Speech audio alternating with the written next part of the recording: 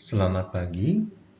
Pada hari ini kita akan membahas mengenai Audit Program, Assignment, and Reporting.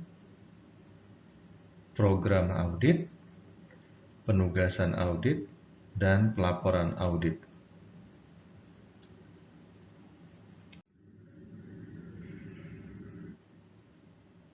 Ini dipersembahkan oleh Protalis ID Channel, sharing insight dan perspektif. Tonton sampai akhir, subscribe, bunyikan lonceng notifikasi, like, share, and comment.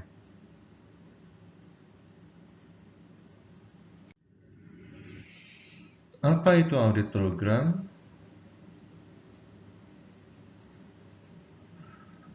Audit program atau program audit adalah suatu rangkaian prosedur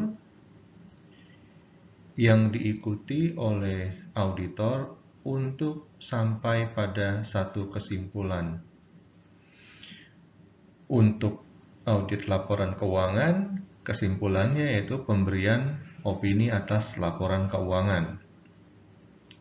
Untuk internal audit, kesimpulannya itu berupa suatu finding yang ditemukan oleh auditor dari audit yang dilakukan, bisa audit manajemen atau operasional seperti audit HRD, audit produksi, audit GA, audit engineering, audit kualitas, audit sistem informasi, dan audit-audit lainnya.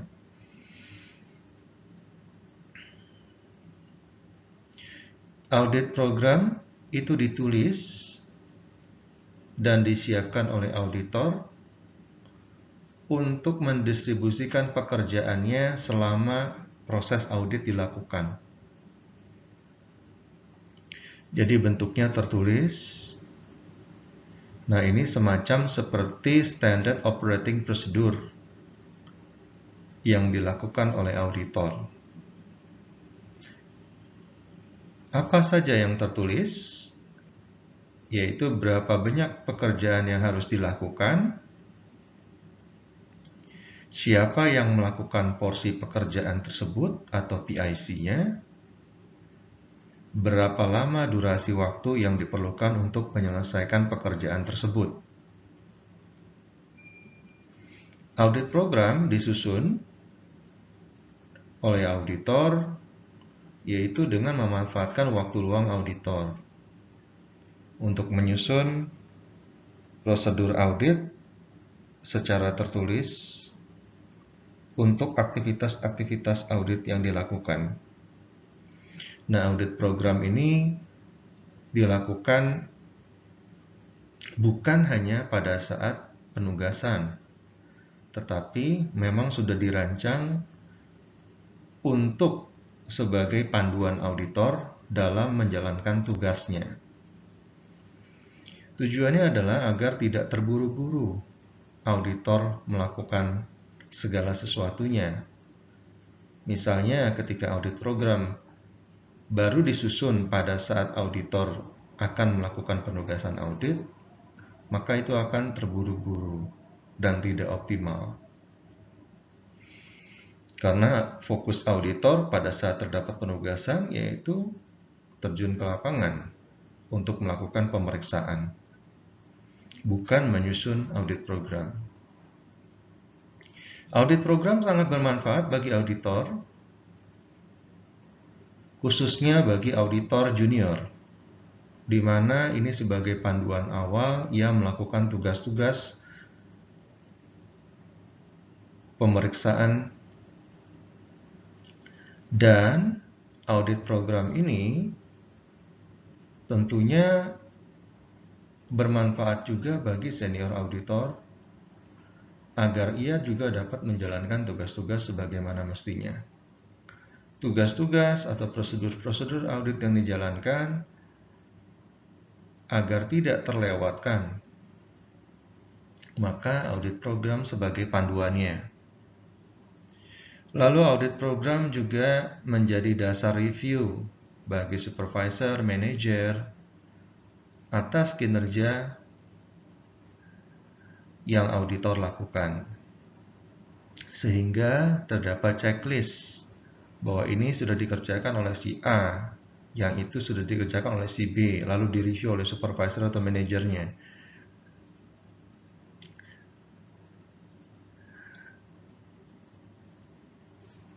Nah, audit program ini disusun untuk semua aktivitas audit, misalnya seperti audit cash, audit piutang, audit aset, audit hutang, audit modal, audit pendapatan, audit biaya, atau audit-audit lainnya seperti misalnya audit HCD, misalnya mulai audit proses rekrutmen, kedua audit compensation and benefits, ketiga audit penilaian karyawan, dan sebagainya. Termasuk audit misalnya mengenai kualitas sistem informasi dan lainnya juga disusun berupa audit program ini. Nah, audit program ini bentuknya kaku atau tidak sih? Audit program ini yang jelas dapat diubah, dapat diimprove, ya, seiring dengan berjalannya waktu, yaitu audit program ini dibuat, lalu di-sharing ke semua auditor, dan diberikan masukan, ya, agar audit program ini dapat dijalankan dengan semakin baik. Nah, ini adalah contoh audit programnya. Misalnya contoh berupa saldo kas dan bank. Yang pertama kita lihat asertasinya, yaitu keberadaan kas dan bank. Tujuan auditnya yaitu saldo kas yang dilaporkan itu benar-benar ada pada saat tanggal pelaporan atau cut-off date. Prosedur audit yang dilakukan yaitu berupa confirmation bank, ya, melakukan konfirmasi untuk uang atau saldo uang yang ada di bank pada tanggal cut-off.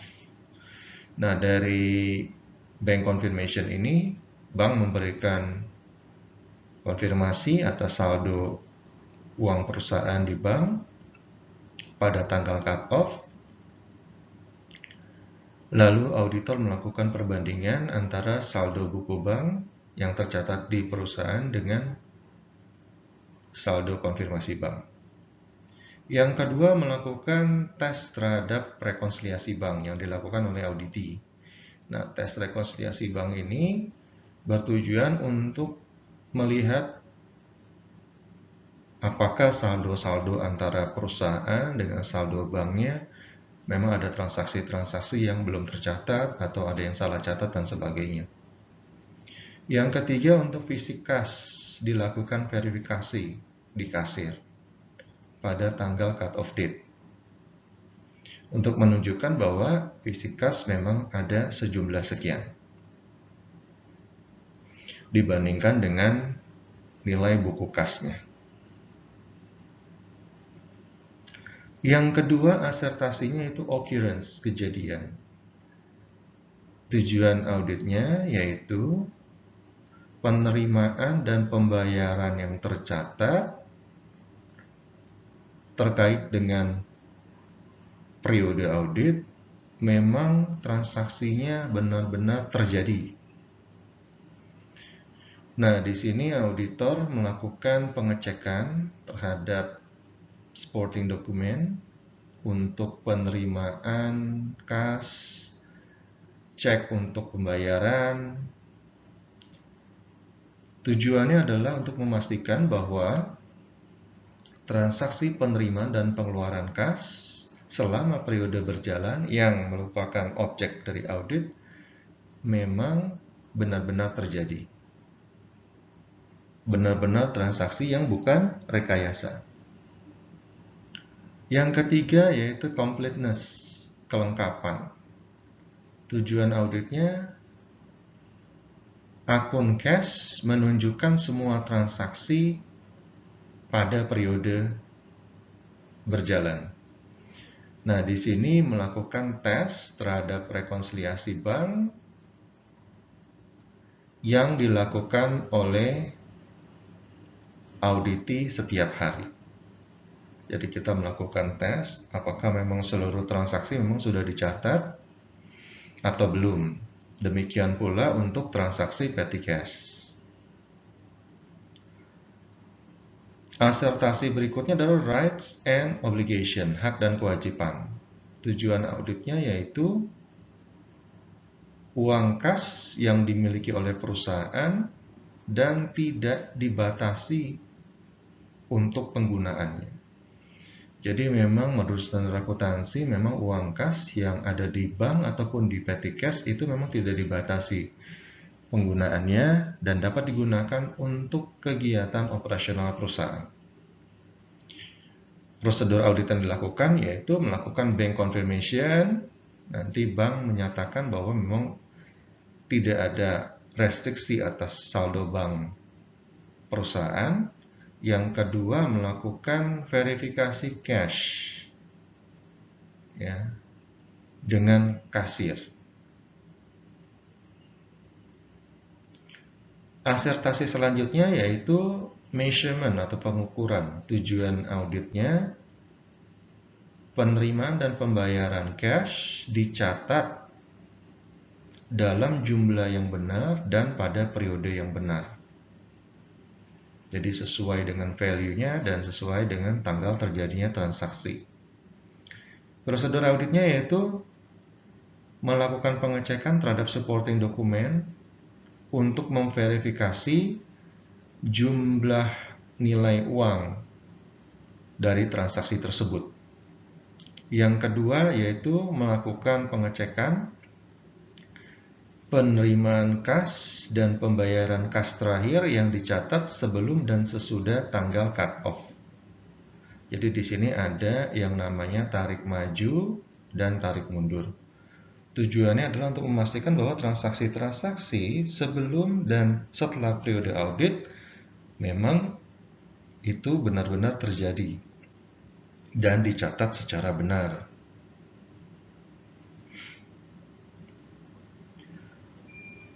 Lalu melakukan tes mengenai keakurasian atas rekonsiliasi bank.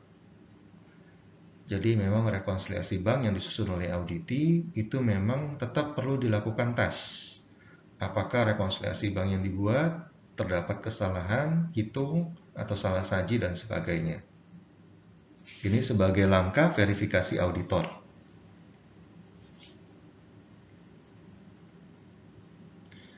Asertasi selanjutnya yaitu valuation atau penilaian.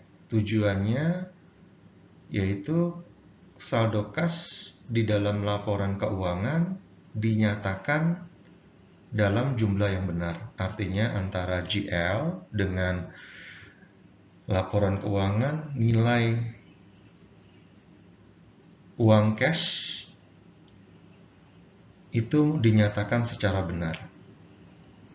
Audit prosedurnya yaitu dengan melakukan bank reconciliation test. Yang terakhir yaitu presentation and disclosure, penyajian dan pengungkapan. Tujuannya saldo kas itu dijelaskan secara tepat dan diklasifikasikan dalam laporan keuangan terkait dengan pengungkapan yang tepat. Nah, audit prosedurnya yaitu dengan melakukan scanning penerimaan cash dan pembayaran cash yang telah di jurnal. Jadi di sini diambil sampel yang tujuannya adalah untuk memastikan bahwa penerimaan dan pengeluaran kas itu di jurnal dengan benar, baik secara tanggal transaksi, secara amount.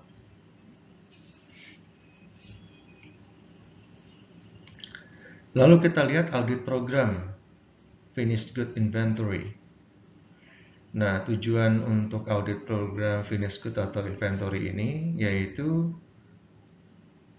bahwa memastikan bahwa barang jadi yang telah diproduksi itu memang ditransfer sebagaimana mestinya dari plant ke warehouse. Yang kedua, tujuannya adalah untuk memastikan bahwa barang jadi yang ada di gudang itu secara fisik memang ada, baik secara jumlah maupun value, sesuai dengan catatan penerimaan dan pengeluaran barang.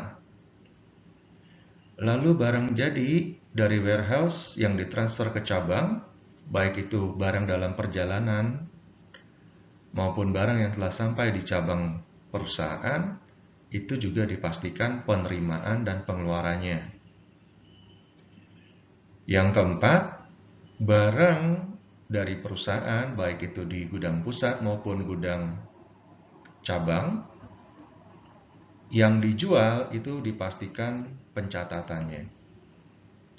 Jadi di sini kalau bicara mengenai finished good, itu terdapat transfer dari bagian produksi ke bagian gudang. Lalu gudang didistribusikan ke cabang, lalu didistribusikan ke distributor, lalu dijual ke konsumen. Nah, titik penjualan bagi perusahaan adalah setelah keluarnya barang pesanan dari distributor atau pesanan dari konsumen, itu dari gudang perusahaan. Nah, karakteristik barang jadi ini itu adalah kondisinya adalah barang yang siap untuk dijual. Barang yang fresh, bukan barang returan, bukan barang rusak, bukan barang kadaluarsa. Kalau di gudang itu dipastikan bahwa barang returan memang ditempatkan di area kuarantin. Area kuarantin bisa merupakan stock by location di area gudang ataupun gudang terpisah secara fisik. Returan itu adalah menunggu pengujian QC, apakah memang barang returan tersebut adalah produk yang layak untuk dijual kembali dalam kondisi fresh. Lalu barang yang rusak juga harus dikeluarkan dari gudang fresh menuju gudang karantina. Tujuannya adalah untuk memisahkan ya barang rusak agar tidak tercampur dengan barang yang fresh, sehingga tidak terjual atau terdistribusi. Lalu yang terakhir adalah barang kadaluarsa juga dipisahkan di gudang karantina. Tujuannya sama, yaitu agar barang tersebut tidak terjual dan segera diambil action. Nah, sedangkan di gudang barang fresh itu sendiri, itu ada fast moving goods, ada slow moving goods. Nah, ini juga akan dipisahkan by location, ya. Bagi perusahaan-perusahaan yang menerapkan enterprise resource planning, di mana di dalam warehouse manajemennya itu bisa diidentifikasi stock by location, maka itu sangat memudahkan perusahaan untuk memisahkan fast moving dan slow moving goods. Nah, di sini tujuannya adalah untuk memastikan bahwa stok-stok yang telah dimutasi, yang diterima, dikeluarkan memang teridentifikasi by location. Nah, auditor melakukan proses audit. Bagaimana melakukan proses auditnya? Yaitu pertama melakukan cek fisik. Cek fisik atas transfer barang dari produksi. Lalu melakukan cek fisik atas pengeluaran barang. Bila terjadi pada periode audit. Stok opnam dilakukan terhadap gudang pusat, gudang cabang, ataupun di distributor bila memang ternyata itu barangnya merupakan barang konsinyasi. Bila barang itu dijual putus, itu sudah merupakan tanggung jawab dari distributor. Nah, proses pengecekan misalnya untuk vouching ya, transfer dari plant ke warehouse, itu ada bukti barang finished good yang telah selesai, yang ditransfer dari plant ke warehouse. Nah, itu bisa kita cek selama periode audit. Sebagai penerimaan barang, ya. Itu ada dokumennya, ada proses approval-nya, ada perpindahan dari sistem, yaitu dari plant ke finished good warehouse. Di sisi lain, ketika terjadi pengeluaran barang berupa distribusi, barang jadi ke cabang-cabang perusahaan, itu juga akan terjadi minus di gudang pusat plus di gudang perusahaan. Nah, untuk barang dalam perjalanan tentunya akan bisa kita identifikasi melalui surat jalan dari transporter. Lalu pada saat terjadi penjualan ya atas barang finished good, baik itu terjadi di gudang pusat maupun gudang cabang, maka di situ tentunya ada surat jalan yang bisa diidentifikasi. Lalu kalau kita tarik lagi, ada sales order ya di sales support atau customer service untuk mengeluarkan barang tersebut bahwa ada pesanan dari distributor atas pembelian barang atau produk barang jadi perusahaan. Nah, itu akan kita tracing untuk lakukan tes apakah memang transaksinya terjadi, lalu jumlahnya benar, jenis barangnya benar, tanggal transaksinya tanggal berapa, dikirim ke distributor mana, dan sebagainya. Nah, selain dua program audit ini, masih ada program-program audit yang lain yang harus kita buat. Tentunya di sini nanti akan ada PIC, siapa yang melakukan, misalnya cash opnam, siapa yang melakukan bank confirmation, siapa yang melakukan test bank reconciliation, siapa yang melakukan stock opnam, siapa yang melakukan vouching, penerimaan barang, pengeluaran barang, siapa yang melakukan tes terhadap barang dalam perjalanan dan sebagainya. Itu sudah ada PIC. PIC itu adalah auditor yang melakukan langsung, lalu direview oleh supervisor atau manager.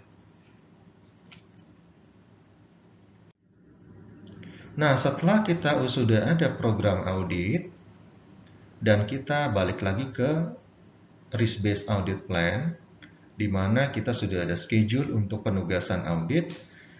Pada saat pertama kali penugasan, itu kita meminta surat penugasan yang disusun biasanya oleh manajer, ditandatangani oleh manajer. Nah, surat penugasan atau audit engagement letter ini bertujuan adalah untuk memberikan informasi kepada auditi bahwa akan dilaksanakan audit pada tanggal sekian dengan auditor atau PIC si A, si B, si C dengan objek audit ini, dan tujuan auditnya adalah ini. Nah, audit engagement letter ini adalah sebagai pemberitahuan informasi atau komunikasi dari auditor kepada auditi. Tujuannya adalah untuk pemahaman bersama atau minta izin. Misalnya kalau tidak ada engagement letter, ya tentunya akan berdampak bahwa kenapa nih auditor langsung datang tanpa informasi dan lain-lain, seperti itu. Nah, audit engagement letter mungkin tidak perlu diberikan atau diberikan pada saat kedatangan atau secara mendadak ketika melakukan audit fraud. Itu bisa dilakukan seperti itu, karena audit fraud itu adalah kecepatan respon auditor terhadap objek audit yang memang diduga terdapat indikasi fraud. Maka harus dilakukan dengan cepat, tanpa pemberitahuan terlebih dahulu. Nah, setelah dilakukan audit engagement letter ini, tentunya nanti awal-awal adalah auditor melakukan diskusi dengan auditi ketika pertama kali melakukan kunjungan on-site untuk menjelaskan kembali tujuan audit, scope audit, PIC audit, waktu audit. Nah, dari situ baru nanti akan diminta data-data, melakukan fieldwork, menyebar kuesioner untuk internal control, melakukan analisa data, melakukan interview, melakukan observasi, dan sebagainya. Nah, dari situ barulah fieldwork terjadi ya. Fieldwork terjadi, dan pada akhirnya setelah dilakukan fieldwork, maka ujung-ujungnya kita melakukan proses penugasan tadi kan. Ya kan, kita melakukan proses penugasan audit nih ya, balik lagi ya. berdasarkan audit plan, ya audit plan yang telah disusun sebelumnya dan dialokasikan auditor-auditor mana yang memang harus melakukannya.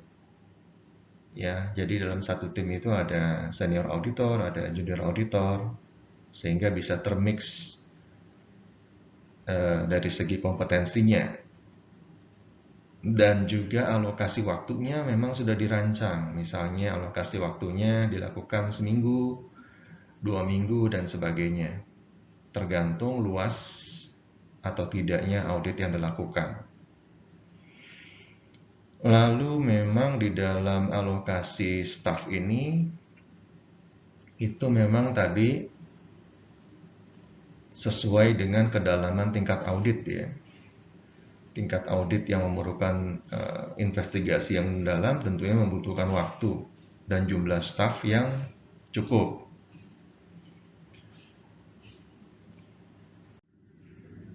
Nah, setelah dilakukan proses assignment tadi, ya, auditor sudah terjun, lalu auditor juga melakukan diskusi dan ada temuan-temuan, maka auditor menyusun draft ya. Menyusun draft untuk pelaporan audit.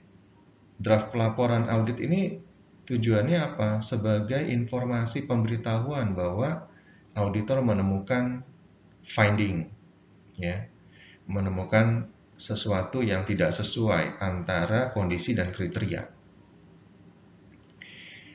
Nah, jadi dalam pelaporan audit ini tentunya audit report itu disusun yang pertama kali adalah berupa draft, didiskusikan dengan manajemen, nanti baru berupa final draft.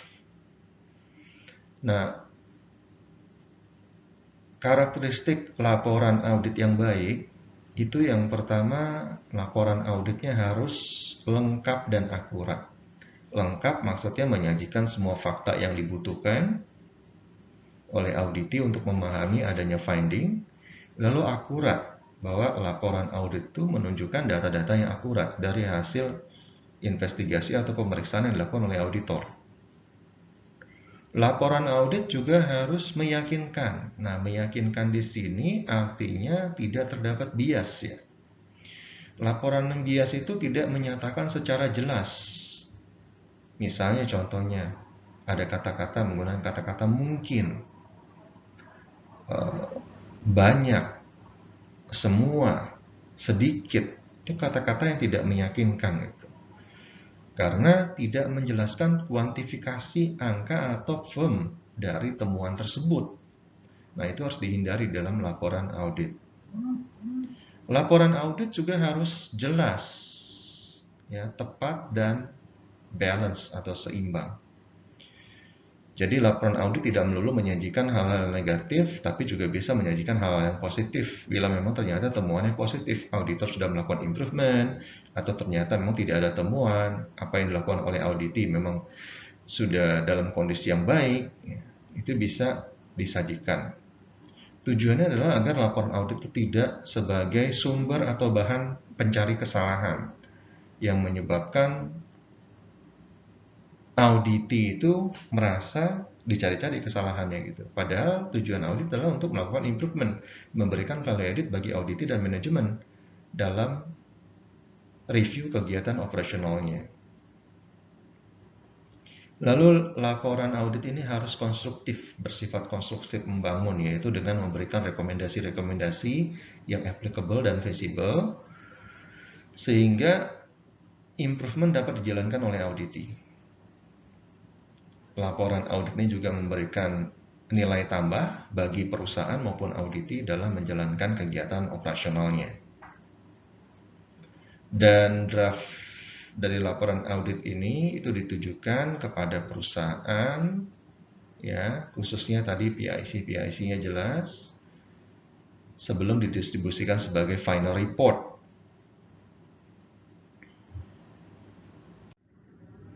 Nah, laporan audit itu berisi apa saja sih laporan audit? Pertama ada opening letter. Ya, opening letter itu akan ditujukan menjelaskan bahwa audit dilakukan dengan tujuan yang sudah dijelaskan di engagement letter dengan PIC ABC dengan waktu yang dilakukan dalam durasi yang telah dijelaskan dalam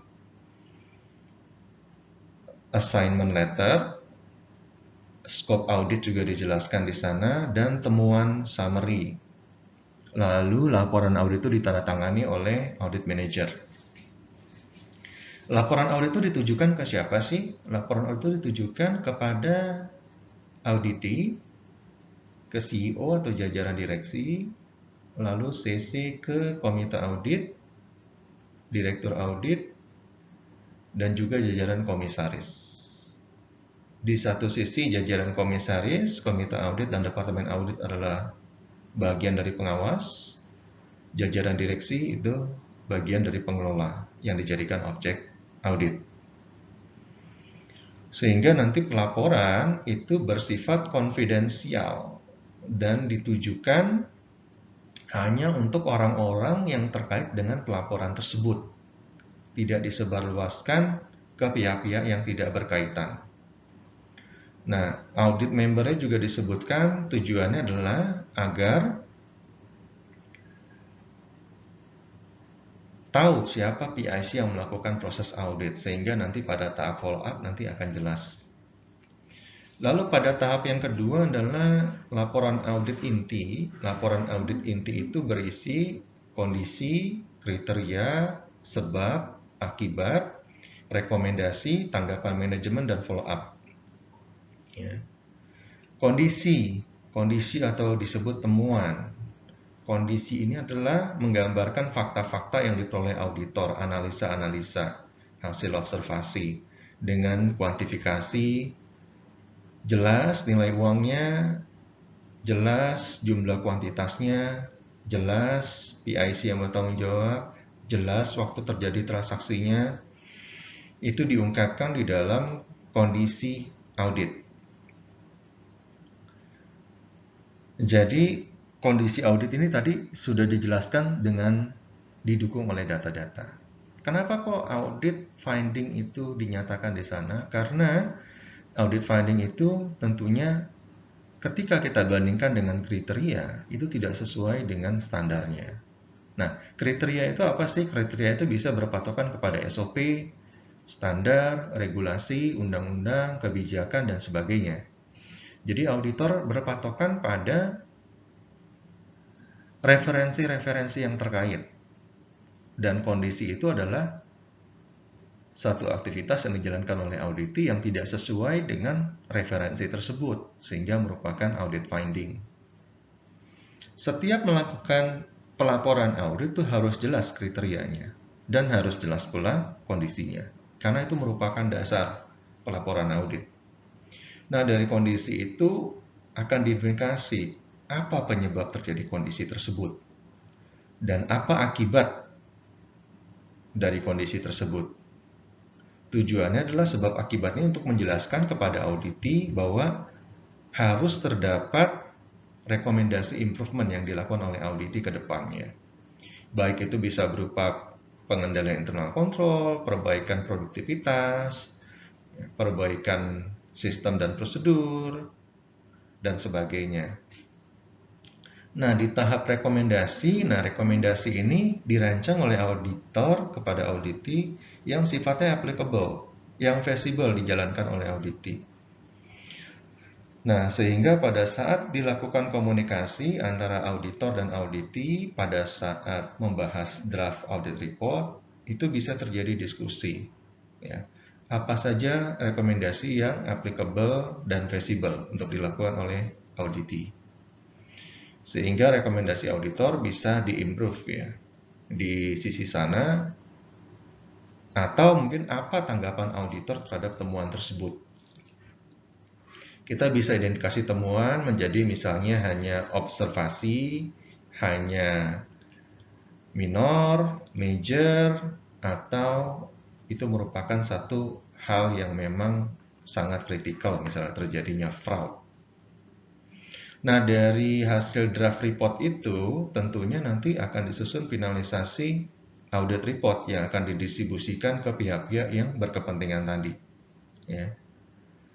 Nah, dari audit report yang didistribusikan, maka perlu adanya rekomendasi improvement yang dilakukan oleh auditi, lalu dilaporkan kepada auditor dengan jangka waktu penyelesaian tertentu. Nah, dari situ tentunya auditor akan melakukan follow up kepada auditi atas perbaikan-perbaikan yang sudah dilakukan oleh auditi. Nah, itu merupakan juga bagian dari KPI dari si auditor ya dalam menjalankan atau memfollow up apa yang sudah diaudit. Jadi tidak bisa saja hanya melakukan perencanaan audit, lalu melakukan eksekusi audit, lalu melakukan pelaporan audit tanpa adanya follow up. Karena intinya adalah memberikan proses perbaikan yang terus-menerus, ya, memberikan value added bagi auditi dan perusahaan. Jadi tidak hanya bisa berhenti pada pelaporan stop gitu. Nah, bagaimana dengan auditor-auditor yang memang ternyata, oh iya, dia hanya ke pelaporannya saja, terus sibuk lagi melakukan proses audit tanpa melakukan follow up.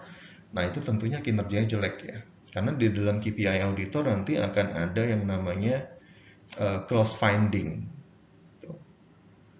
Lalu bagaimana kalau misalnya terjadi repeat finding? Nah, ini repeat finding ini kita harus lihat dulu di dua sisi ya. Ada misalnya repeat finding terjadi karena auditi memang tidak menjalankan dengan baik rekomendasi auditor atau dia tidak concern terhadap aktivitas kontrol yang ia lakukan. Itu berarti harus dikomunikasikan ulang kepada auditi untuk memperbaiki ya kondisi tersebut. Kalau itu berasal dari auditor, misalnya auditor karena mengambil sampel tidak tercakup dalam skop sampelnya, maka akan diperluas aktivitas auditnya sehingga mencakup kondisi tersebut dan lalu diberikan rekomendasi perbaikan. Seperti itu. Jadi poinnya adalah untuk hari ini yaitu auditor melakukan prosedur audit yang tertuang dalam audit program, lalu melaksanakan assignment, terakhir melakukan pelaporan audit kepada auditi, dan ujungnya adalah melakukan follow up atas improvement yang auditi lakukan. Oke, terima kasih.